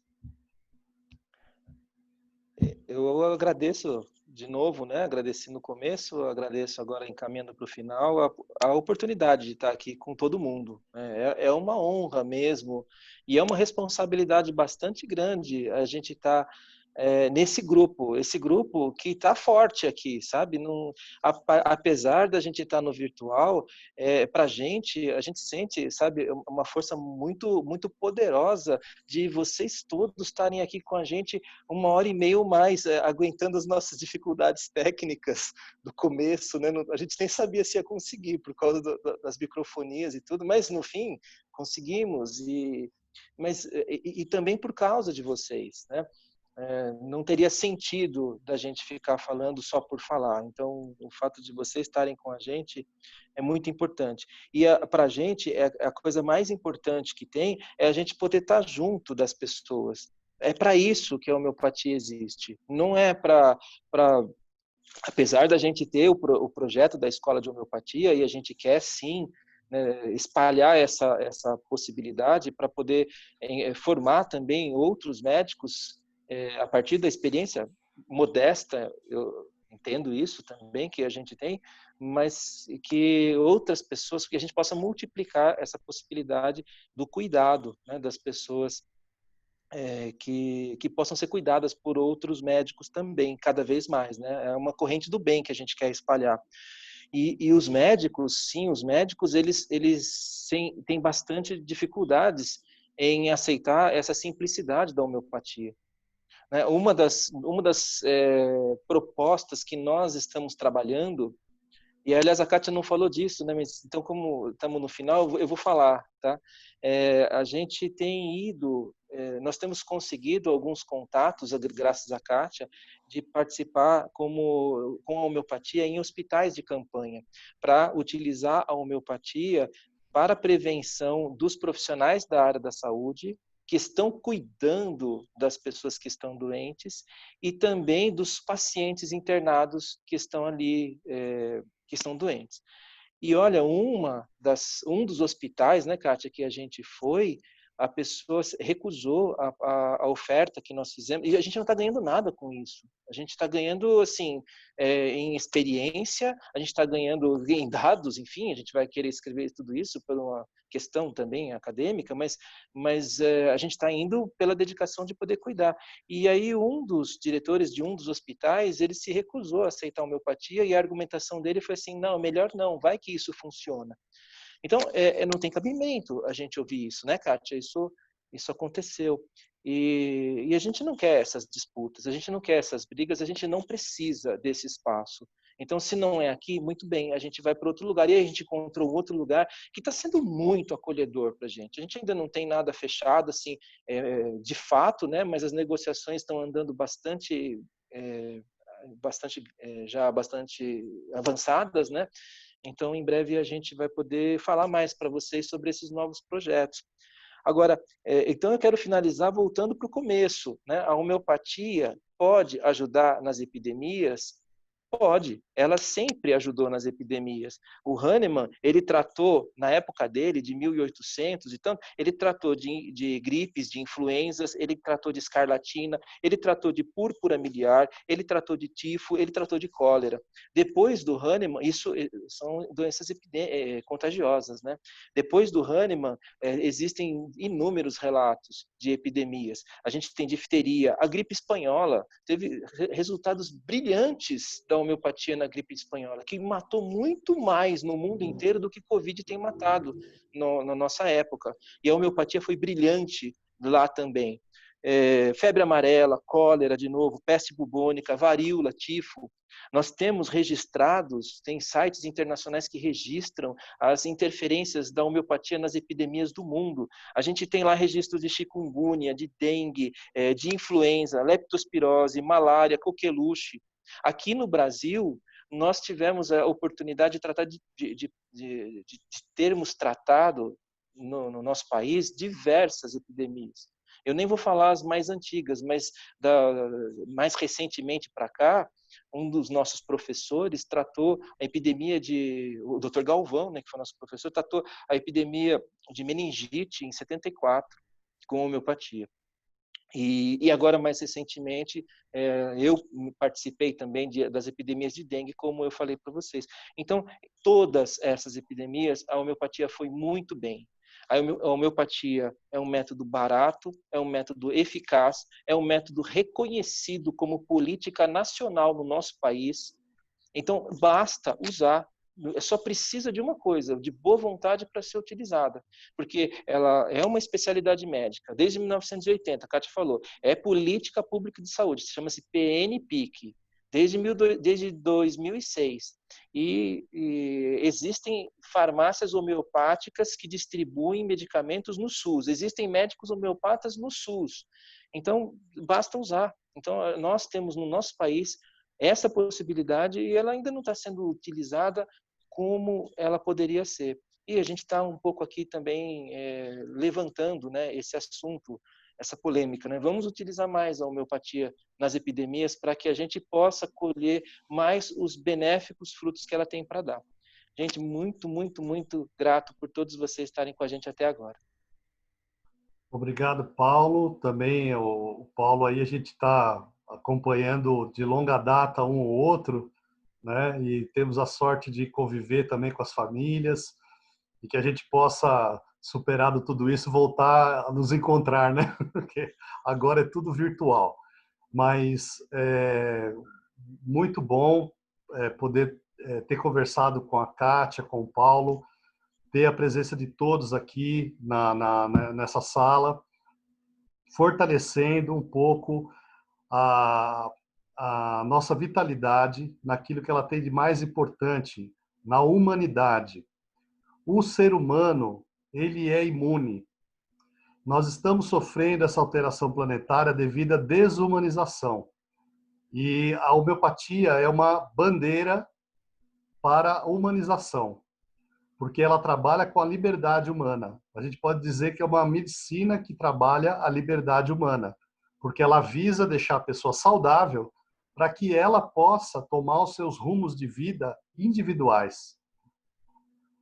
E como consequência da espécie, que é uma espécie gregária, nós nos organizamos em sociedade. Então isso vai redundar numa sociedade diferente dessa. Aí vai a minha expectativa. Lógico que a expectativa enfraquece porque a gente fica esperando uma coisa que não vai acontecer. Mas o que nós vimos aqui com a primeira vacilada do governo, querendo abrir shopping center, que já tinha gente lá no Brás, e daí o repórter foi perguntar como é que tá, o que a pessoa estava fazendo ali no Brás, e ela falou assim, eu não aguento, eu preciso comprar alguma coisa. Gente, essa é a doença humana. A gente tem que sair fora desse consumismo. Temos que ter um pouco de respeito pela população, pela pessoa que está do seu lado e ficar em casa. Se a gente tivesse ficado em casa 3 semanas seguidas, a gente já estava fora desse problema. Estaria em outra fase. Então, o brasileiro, generalizando, eu estou sendo ruim com todo mundo, porque vocês estão aqui escutando quase 2 horas sobre o Covid, mas, em forma geral, quer evitar o contato com qualquer coisa que cheire política, que cheire sociedade, que cheire empatia, compaixão pelo próximo. Né? E a gente quer fazer festa, quer futebol, churrasco, muito legal, ótimo, eu também adoro isso. Só que antes a gente tem que olhar para uma coisa muito grave que está acontecendo, que é essa doença social que a humanidade está vivendo. Veja, nem abriu, não é que abriu, deu uma diminuída, permitiram abrir o shopping, já tinha gente fazendo fila. E é ridículo isso. Não tem nada importante que a gente tenha que fazer no shopping. Infelizmente, essa é a realidade. Os lojistas lá deveriam ser ajudados pelo governo, porque enganaram eles para comprar uma loja no shopping, para ganhar mais dinheiro. E agora estão vendo que ninguém precisa deles. Então, para mim, o alerta que fica é a gente começar a se mobilizar socialmente e fazer medidas agora de higiene e prevenção, e quem puder incentivar a homeopatia, né, seria uma coisa muito boa, mas sabendo que vai encontrar barreiras grandes, porque, como eu coloquei, diante do tanto que vai se gastar com vacina, o quanto que a homeopatia significa é um nada. Então, nós não vamos receber apoio, a não ser que a população se mobilize de algum jeito. Né? Então, eu gostaria de só... É uma angústia minha que eu estou repartindo aqui, né? Aproveitando que temos aí essas 100 pessoas aqui ouvindo, né? Mas que isso também sirva como uma possibilidade da gente ver que temos que viver na cidade, temos que viver em comunidade, isso é política. Política não é aquilo que é feito lá em Brasília. Política é isso que nós estamos fazendo aqui. Tá? Então, queria, antes de mais nada, agradecer, eu estou vendo aqui a Silvana, da Farmácia Energia Vital, que colaborou com a gente, também com a doação de medicamentos. Né? Queria também agradecer muito a Cláudia Canoas, a minha irmã, que eu joguei esse pepino na mão dela de organizar tecnicamente o nosso encontro. Então, estou contente que ela teve sucesso, ela ficou quietinha lá na tela, mas ela estava vigiando toda essa eletrônica aí que a gente não entende nada, né? E então queria mais uma vez agradecer a cada um, né? E encerrando aqui, um pouco mais adiante, a gente vai colocar isso nas mídias e pode ser compartilhado à vontade, né? E eu vi que algumas pessoas pediram aqui indicações de médico, não sei o quê. Ó, se você entrar nas sociedades na Associação Paulista de Medicina, na AMHB, eles têm lista de médicos homeopatas, né? Então a gente pode buscar lá também pessoas na sua cidade, no seu estado, né? E procurar então o tratamento com homeopatia, tá? Então eu vou ainda dar uns segundos para todo mundo se olhar aqui um pouco e nós desligarmos então